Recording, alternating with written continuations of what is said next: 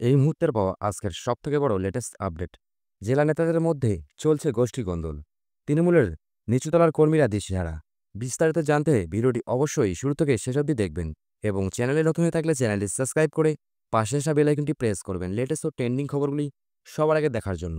পুরুলিয়া টানা দুবার পুরুলিয়া লোকসভা কেন্দ্রে বিজেপির কাছে হারতে হয়েছে তৃণমূলকে। গত বিধানসভা নির্বাচনেও পুরুলিয়া জেলার অধিকাংশ আসনে হেরেছেন তৃণমূল।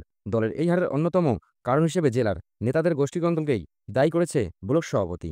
তাদের দাবি, জেলার নেতাদের নিজেদের মধ্যে দ্বন্দ্বের কারণেই লক্ষ্যহীন নিচুতলার কর্মীরা। বিষয়টি নিয়ে শোরগোল শুরু হয়েছে জেলা জুড়ে।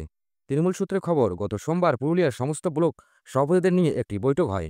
বৈঠকে ছিলেন তৃণমূল কংগ্রেসের জেলা সভাপতি সৌমেন বেলথারিয়া, মহিলা সভানেত্রী সুমিতা সিং মল্ল, দলের সিনিয়র ভাইস প্রেসিডেন্ট জয় বন্দ্যোপাধ্যায় ও বিভিন্ন শাখা সংগঠনের জেলা সভাপতিরা। বৈঠকে ছিলেন তৃণমূলের পরামর্শদাতা সংস্থার প্যাকের কর্মীরাও। ব্লকগুলিতে সাংগঠনের হাল নিয়ে জানতে চাওয়া হয় ব্লক সভাপতিদের থেকে।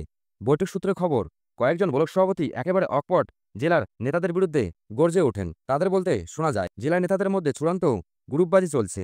একজন আরেকজনের বিরুদ্ধে চারণ করছেন। একজন সবার আয়োজন করলেই সেই সভায় যেতে লোক না হয় সেই চেষ্টাই করেছেন দলের নিজেদেরই নেতারা। এর প্রভাবে পড়ছেন ব্লকের কর্মীরা ও সমর্থকদের মধ্যে বিশাল বিবেচনা সৃষ্টি হয়েছেন বলে দাবি করছেন তৃণমূলের একাধিক বিশেষজ্ঞরা।